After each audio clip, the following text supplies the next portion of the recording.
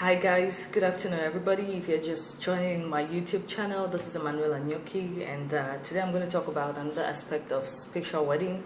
You can check on my Facebook page, you just put special weddings and you scroll down, you're going to see Emmanuel Anyoki, and I'm a journalist by profession, and you see other weddings that were done in the past.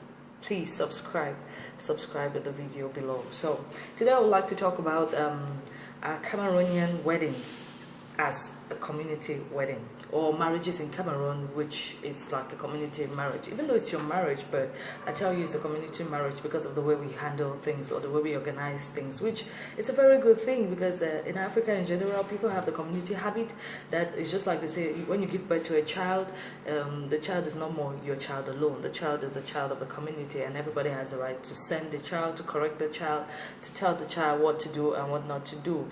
Even though in the 21st century, that is not all true, because parents will shun you down if you try to correct their child either by using a whip or something else. Meanwhile, in the past, it was not the case. So it depends the kind of correction that one will tell you if it's acceptable or not. So today I want to talk about marriages in Cameroon, which are like community marriages, because the way people handle their things, I earlier said people do their marriages in a traditional form. So it's kind of the whole community that is involved. When you want to get married, we have this attitude or this aspect of bride price paying, which is not in the West. When you want to do your thing, it's for you, you, and you. Everything is you. But in Africa, it is us. So you have to go and ask the girl's parents. And if you go alone, they will not even accept you. There are families that the guy needs to come with his dad if he's alive, or the uncle and other family members. If you go with the friend, they don't accept you. That is the kind of community I'm talking about. That's the good aspect. And you also have the aspect of community where people come together to support you financially, morally, spiritually, and even help-wise. Like people come to work, they ask you, what can I do? Give me this dish, I'll cook for you. Give me this, I'll cook for you. And sometimes, even if they don't ask for the dishes, you have the right to say, okay, auntie, you cook jollof rice, auntie, you do this, uncle, you make flowers, uncle, you help me to arrange the hall, you call your friends, no, I need you guys to transport this, carry chairs for me and put here. That is the community work I'm talking about, which we do that a lot in Cameroon, and it's a very good aspect of marriages which people still uphold up to date. But in the 21st century, some of this, it does not work well anymore because people are turning to be dishonest. People don't do what you ask them to do at the time you ask them to do.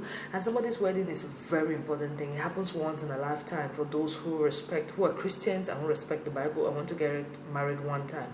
Even though they say the African culture or tradition says most men are polygamous, so they can marry many times. But many people are fighting against that, and most marriages are monogamy, I beg your pardon. So if you want to get married just one time, everybody wants that day to be remembered. And so if anybody messes around with that day, it hurts so bad because you cannot do it again. But there are some people nowadays, mostly in the 21st century, I think our parents used to do that better. But there are some people who don't hold it to heart. You give somebody something to do for you and the person does not care. Just like technician, you have a tailor to sew your dress or a seamstress, and the person does not give you on time and the person is lying to you. Ask, are you done? The person says, yes, I've already cut the material. Everything is ready. But the person is not done and the person is lying to you. Of which, if the person fails you on this day, how do you repair that? You have the person doing the suit does the same mistake. How do you repair that? And most people don't plan for a long time. They know that they want to get married and they start keeping money, but it's not enough.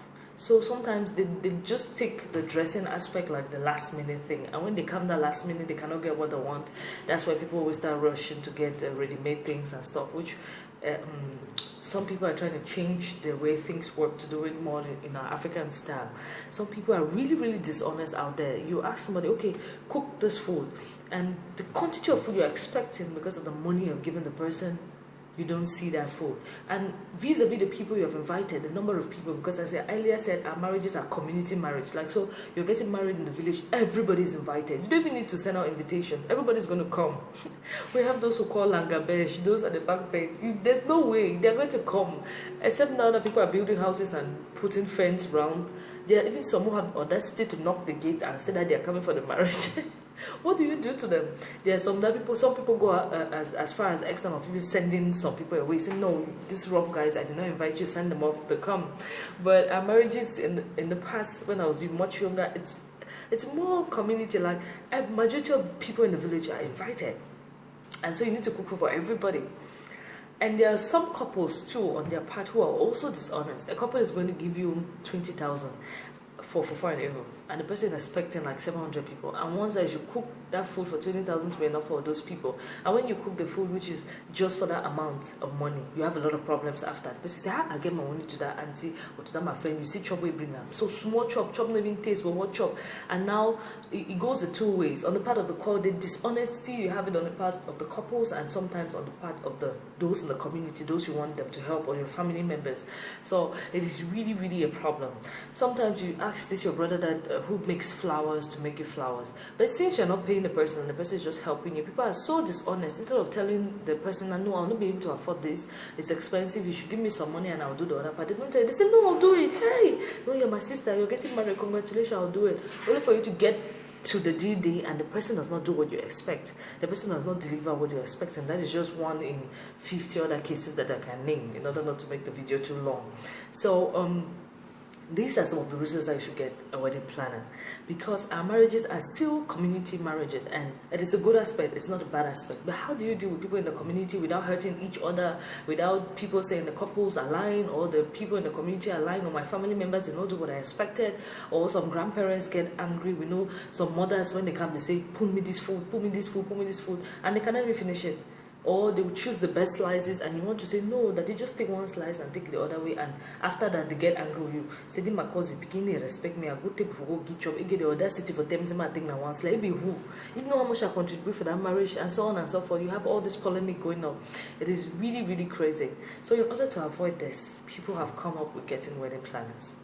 When a wedding planner plans your wedding, you don't have all that stress, because the budget you've given the wedding planner, she knows what she's doing, she's worked on it. Mostly a professional wedding planner, because most people don't understand the word professional wedding planner.